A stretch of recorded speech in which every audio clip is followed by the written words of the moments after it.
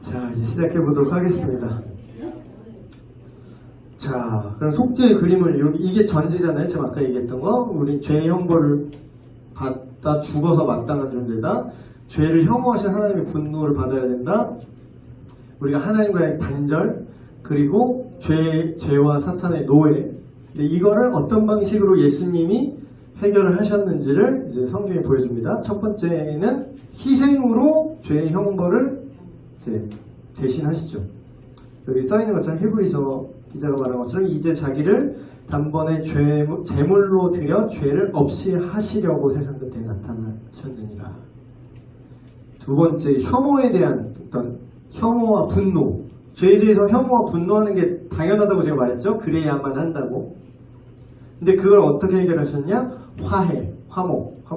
화해는 밑에 있구나. 화목. 아까 말한 그런 제사의 개념들 있잖아요. 우리의 죄를 해결해서 하나님의 분노와 혐오를 멈추게 하는 것. 먼저 손 내미신 것. 먼저 사랑하신 것. 세 번째, 분리에 대한 문제는 화해. 하나됨이잖아요. 화해가 다시 만난다라는 거잖아요. 다시 하나됨, 연합됨. 모든 것이 하나님께로서 났으며 그가 그리스도로 말미암아 우리를 자기와 어떻게 한다고요? 화목하고 화해시킨다는 거지. 그래서 우리가 청년부 수련의 주제가 이제 소개팅 컨셉으로 얘기했지만 하나님과 제가 주선자로 나왔거든요. 근데 이제 그게 결국 이거예요. 서로 틀어져 있는 관계를 서로 연결시켜주는 게. 달이 낮은다 그러잖아요. 내가 날이 낮았어. 그래서 너네 결혼하면 나 양복하나다? 막 이런 거 얘기하잖아요. 요새 안 그러나? 결정적으로 결혼에 도움을 준 그 주선자는 결혼식 때 암묵적으로 양복 하나 받아야 됩니다. 여자들은 뭐 폐물 하나 받으세요. 드레스 하나다? 막. 근데 실제로 그런 풍습이 있는데 요새 안 그러나? 네, 그런 거 있었죠. 그래서 냉장고 하나다? 뭐 이런 거 얘기하고 그랬는데. 근데 아닌 게 아니라 제사장의 그 원어의 의미가 그거예요. 다리 놓는 사람이라는 뜻이에요. 다리 놓는 사람. 그래서 찬양팀도 옛날에 있었던 한국 다리 놓는 사람들. 근데 그게 누구랑 다리 놓는 거냐면 하나님이랑 인간 사이에 다리를 놓는다는 거예요. 그런 개념, 화해. 마지막은 노예인데 노예 상태를 어떻게 해요? 대신 대가를 지불하고 풀어준다는 거야. 풀어주는 거. 특별사면. 그거를 오히려 반대의 의미지. 구속이라고 이렇게 철컹철컹 이렇게 알아듣는데 오히려 반대의 의미야. 이렇게 되는 사람을 빼준다는 의미예요. 그러니까 이걸 설명해야 될까요? 안 해야 될까요? 이건 우리는 근데 이게 문제야. 교회에 오래 다니는 사람의 문제가 내가 아니까 저 사람도 아는 줄 알고 그냥 막 말을 해. 이게 전제로 깔고 이게 뭐냐면 지식의 저주라는 건데 지식의 저주가 뭐냐면 내가 아는 걸 쟤도 알고 있을 거라고 단언하고 그냥 생각하고 말하는 거야. 그러니까 인간관계가 문제가 생기고 사회에 혼란이 온다. 지식의 저주. 우리 지식의 저주에 빠지지 않고 날마다 멘탈을 어떻게 해야 돼요? 말랑말랑하게 굳어지지 않고 종교화되지 않고 본질, 진리는 종교가 아닙니다. 진리는 그 자체가 진리예요. 그래서 종교처럼 석화되면 안 돼. 그래서 항상 새롭게 하나님 앞에, 물론 그렇다고 대표 기도할 때 아빠 이럴 순 없지만 윤 변사님 해도 될 것 같지? 2시 때 대표 기도 한번 하면 다 히트 칠 걸 진짜. 사람들은 우와 막 이러면서 종교를 깨부수는. 그러니까 뭐 그렇게 우리 회중 예배에서 그렇게 할 수는 없겠지만 정말 개인 기도를 하시거나 그럴 때는 진짜 그런 순수한 마음, 아빠 그렇게, 왜냐면 그게 종교 이상의 것이니까 그런 걸 깨트리셔야 됩니다. 용어 같은 거 잘 좀 알아먹게 잘 풀어서 생각해 보시고 얘기 한번 해보세요. 그래서 뭐 그냥 아까 했던 것처럼 그렇게 많이 해보세요. 그냥 개혁개정 이렇게 읽는데 그거를 아예 기독교의 기억자도 모르는 사람이 알아들을 수 있도록 풀어서 말한다고 생각하고 용어를 막 가라사대 이런 거 하지 말고 이렇게 말을 하셨습니다. 뭐 이렇게 말하면 되잖아. 뭐 쓸데없이 막 종교적인 느낌 낼 필요 없잖아요. 그렇죠? 물론 장점도 있습니다. 뭔가 그렇게 보여. 이런 있어 보이는 건 있어. 확실히 옛날 말로 하면 이러셨나이다 하면 있어 보이는. 이러셨어요? 그럼 뭔가 없어 보여. 그러니까 그걸 잘 상황에 맞춰서 잘 블렌딩해서 쓰세요. 근데 이제 이게 성경에 말하는 메인 중심적으로 말하면 예수님의 그런 속죄에 대한 이런 내용들을 이렇게, 이게 정석이고요. 지금까지 얘기한 게 이게 정통교리입니다. 이제 좀 사파가 또 있잖아. 어디 가나 또 이게 약간 좀 이단적인 애들 있잖아요. 좀 더 나가거나 더러운 애들, 더 가거나 더러운 애들, 그런 게 있는데, 이 다른 속죄 이론이 몇 개 있어요.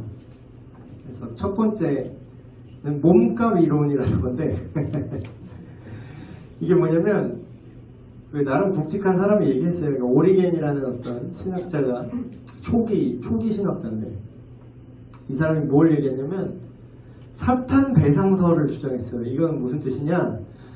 죄를 범해서 사탄의 노예가 됐다는 거예요, 인간이. 그래서 이 사탄한테 대가를 지불해야 이게 자유로워진다라고 주장을 했어요. 그래서 이 예수님의 대신 죽으신 이유는 사탄으로부터 우리를 구원하시기 위해, 여기에만 초점을 맞춘 거라니까. 그러면서 꼭 이런 거 하는 애들이 꼭 예수님의 사역의 목적이 뭐야? 또 이래. 그러면서 뭐죠? 구원? 아니지. 마귀의 일을 멸하려 하심이라. 꼭 이것만 확대해서 얘기해. 마귀를 멸하, 이게 그 유광수 다락방 그 이단이 말하는 겁니다. 예수님의 구원을 구원 축소주의예요. 근데 별로 티가 안 나. 왜냐면 거의 비슷해요. 근데 좀 줄여서 말해. 거기도 똑같이 오히려 우리보다 정통교회보다 복음을 더 많이 해요. 오직 예수 그리스도 모든 문제 해결자 막 이래요. 구호처럼. 아니 그 말이 맞긴 맞지. 근데 그 사람들이 생각하는 예수님의 그 구원은 약간 오리겐식의 그 사탄 배상, 그러니까 사탄과의 대결 구도로 자꾸 몰고 가. 그래서 막 사탄 결박 기도를 해야 되냐 어쩌니, 막 천사를 소환해야 되네, 막 무서운 얘기해. 천사를 네가 소환해서 일이 해결될 거면 하나님이 했지 왜 여태까지 이 사단을 내고 있어? 그쵸? 그러니까 가만히 생각해보면 앞뒤가 안 맞아. 근데 어떤 이런 정통 교리에 대한 이해가 없으면 그런가 보다 이렇게 넘어가죠. 이게 사탄 배상설이 왜 문제냐? 사탄 자체에 너무 필요 이상의 큰 권위를 부여해요. 실제로 사탄은 그렇게 대단하지 않습니다. 너 꺼질 게 뭔데 너한테 배상을 해야 돼? 하나님인데 왜 너한테 배상을 해? 너도 죄인인데 네가 제일 양아치인데 왜 너한테 대가를 왜 지불했냐? 너는 죄 없어? 사탄은 죄 없어요? 죄의 화신인데? 근데 사탄한테 굳이 배상한다는 논리 자체가 성경적으로 맞지 않고, 오히려 성경이 말하는 그 배상의 대상은 사탄이 아니라 하나님의 공의에 배상을 해야 된다는 거죠. 두 번째, 물탄 얘기, 도덕 가마설. 이게 또 이런 거 되게 짜증나는 스타일이야. 되게 착한 척하는 거. 뭐 그런 건 아니고요. 하나님은 그렇게 제지한 분 아닙니다. 막 이러면서 하나님은 그렇게 굳이 이렇게 죄에 대한 형벌을 요구할 정도로 그렇게 스케일이 작고 째지한 분이 아니에요. 하나님 화끈하게 용서해 주시는데 굳이 이게 우리 죄 때문에 하나님 화나신 게 아니라요. 그냥 이렇게 예수님의 순종하시는 모습을 보면서 우리가 그걸 보면 도덕적으로 예수님 어떻게 저러셨어 하면서 도덕적으로 우리를 감화시키는데 목적이 있다라는 거야. 근데 그건 네 생각이고 근거를 가져. 항상 우리가 논리적으로 좀 얘기할 필요가 있어요. 하나님 우리에게 이성을 주셨어요. 그 이성이 그 하버드 대학에서 글쓰기 수업 그냥 필수 과목 다 배우는 게 있거든요. 그 글쓰기, 설득의 기술 글쓰기인데 글 쓰는 게 되게 간단하더라고. 생각해보니까 주장이 있어야 돼요. 어떤 주장을 해야 돼. 두 번째 1주장, 두 번째 그 주장에 대한 근거, 3번 그렇게 생각하는 이유, 4번 결론. 이게 글쓰기입니다. 말하기도 마찬가지예요. 어떤 말을 하면 그 말이 뭔지 딱 얘기하고 주장을 해야 될까요? 뭐래니? 그럼 뭐래는지 주장이 있는 거잖아요. 뭘 얘기를 하고 그러면 그 근거, 그렇게 생각하는 이유, 팩트, 그리고 그로 도출되는 결론, 이게 있어야지. 그럼 이렇게 주장을 했잖아 지금. 이게 이렇게 도덕적으로 가만 근거를 가져와봐 이제. 없어요. 네 생각? 이러면서 이제 제끼면 돼요 이제. 네 생각? 헛소리? 제끼면 돼요. 생각보다 이것만 이 과정만 잘 따라도 사기 안 당할 수 있어요. 물론 이제 팩트를 조작하면 이제 답이 없는데 통계도 통계 조작 제가 대박인 거 하나 알려요. 물을 마신 사람 중, 수분을 섭취한 사람 중 100% 확률로 결국 죽었습니다. 이건 통계가 말합니다. 팩트입니다. 물 마시면 죽나? 이게 통계 오류예요. 통계 자료 해석의 오류지. 얼마든지 물이 아주 인간을 죽게 만드는 근원이라고 결론을 내릴 수 있어. 왜냐면 근데 그게 통계 변인 통제가 안 됐잖아. 그게 물을 마셔서 죽은 건지 아니면 다른 것 때문에 죽은 건지 알 수가 없죠. 그러니까 사람 이제 발라먹으려면 어떻게든 발라먹는 건데. 그러니까 제가 청년부 수련회 때 얘기했듯이 지혜롭고 똑똑한데 선하지 않은 게 더 무서운 거예요. 진짜 무서워. 사람 겁나 발라먹지. 진짜 악당이야. 그쵸? 도덕강화설은 이래서 헛소리고. 자, 모범설. 모범설. 이것도 또 입 바른 소리인데, 이게 주장하는 게 뭐냐면, 공의가 아니라, 예를 들면 이거예요. 니들이 내가 너희를 지었는데, 진짜 설명 잘하는 것 같아요. 설명. 니들이 죄를 지었는데, 그게 다 내 잘못이다. 자, 이 아빠를 때리렴. 이게 모범설이야. 그러니까 비유를 하면 이런 거야. 그러니까 네가 죄지어서 절대 화난 게 아니야. 너희를 형벌을 내리는 게 아니야. 나는 착한 하나님이야. 차라리 날 때리렴. 그래서 예수님이 십자가에 모범을 보이셔서 십자가에 달리셨다는 궤변입니다. 이게 왜 문제냐면 대가 지불에 대한 개념이 없어요. 이러면 그냥 봐준 거잖아. 사실 이건 그냥 봐준 거잖아. 살인마가 막 활개해도 내가 처벌 안 하고 그냥 계속 그렇게 활개하게 냅둔 다음에 내가 그 살인마의 어머니가 막 내가 잘못 키운 내 잘못이다. 자기가 맞으면 일이 끝나? 살인마는 계속 날뛰는데 이게 설명이 안 돼. 공의에 대한 설명이 안 돼요. 그렇죠? 이게 모범설이었고 마지막 통치설. 이게 뭐냐면 이게 그거구나. 제가 반대로 말했네요. 죄송합니다. 제가 방금 셀프 떼찌 이게 통치설이었고요. 내가 잘 다스렸었어야 되는데 이게 내 잘못이 크다 하고 셀프 떼찌한 게 통치설이고 반대로 말했네. 이거 편집해야 되는데 어떡하지? 알아서 알아들으세요. 사람 말은 끝까지 들어야 되니까. 자, 모범설은 뭐냐면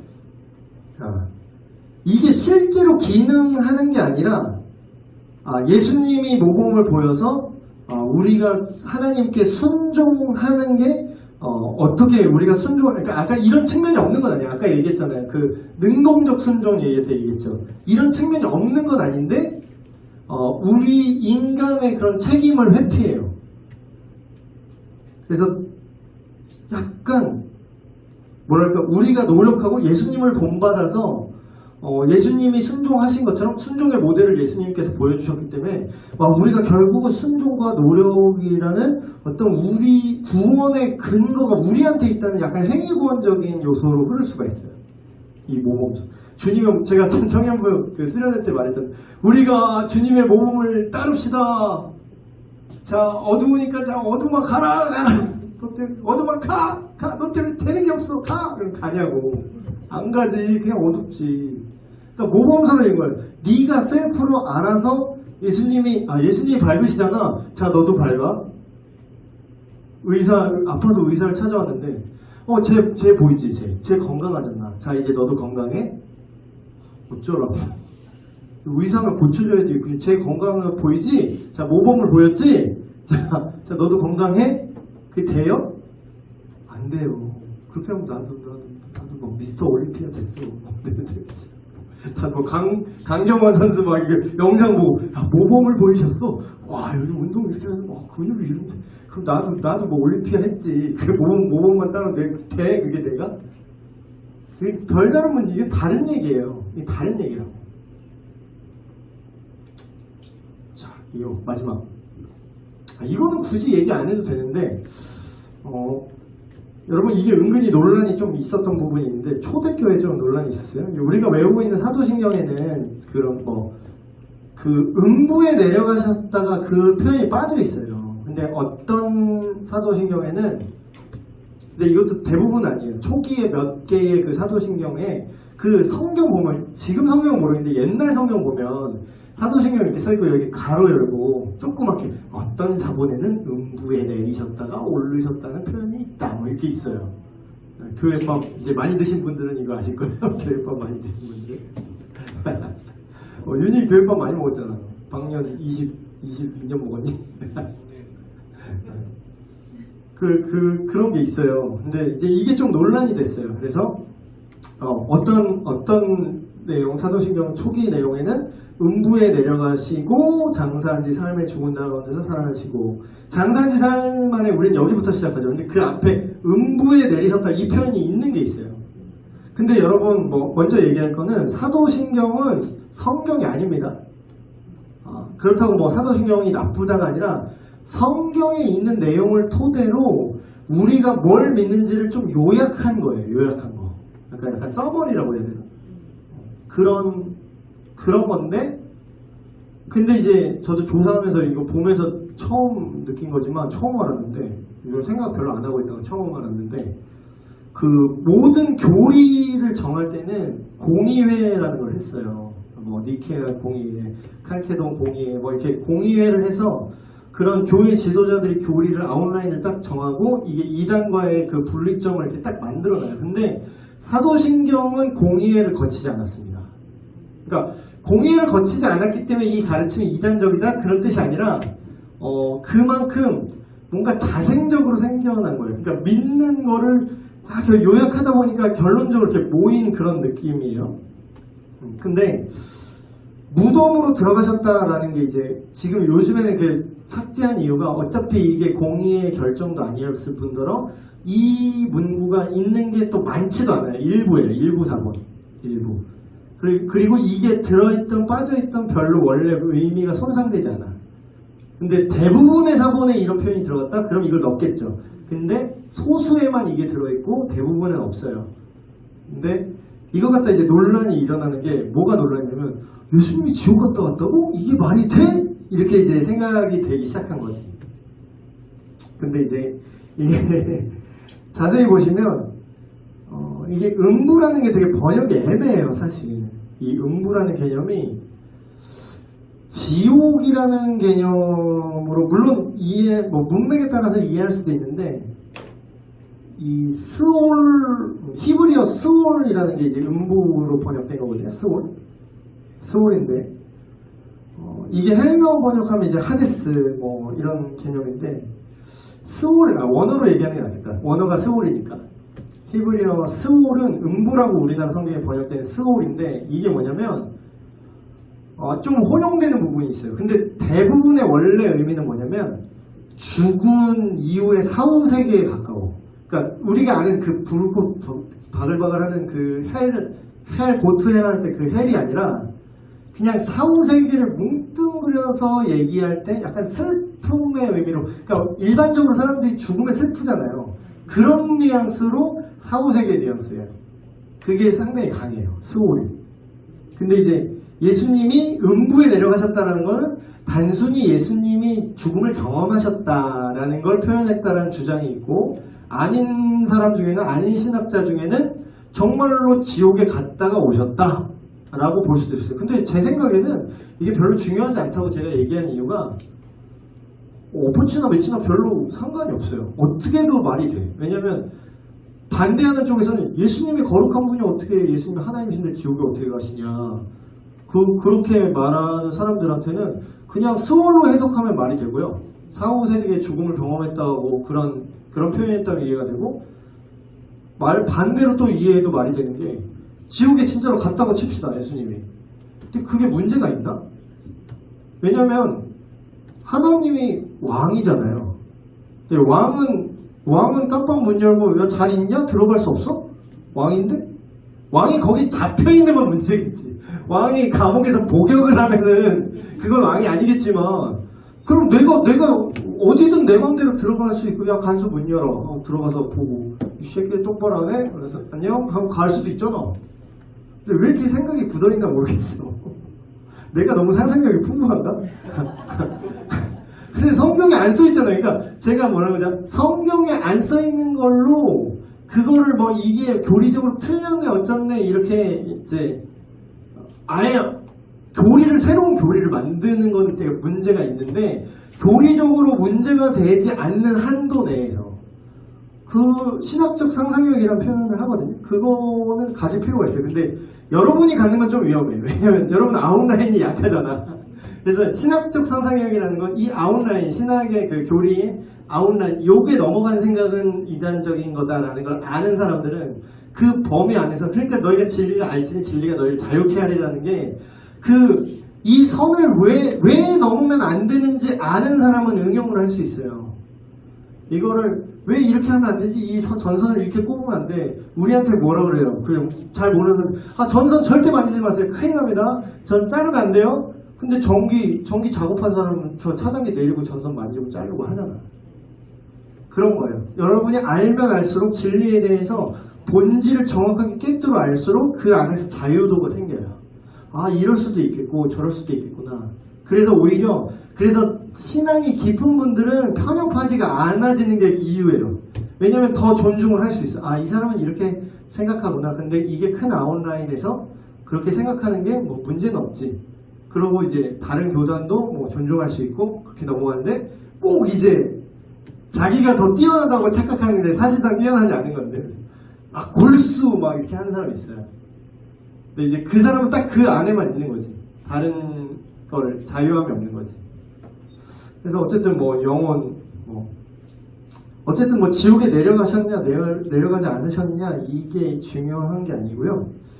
확실한 건 부활하신 그 첫날 아침에 예수 그리스도의 영은 다시 그 몸과 다시 합쳐져서 부활하게 되셨다는 그 사실과, 그리고 이와 같이 죽었던 그리스도인의 영도 주님이 재림하실 그때에 우리의 몸과 새 몸과 다시 재결합을 경험하게 될 것이고, 이제부터 영원까지 주님과 함께 산다는 거죠.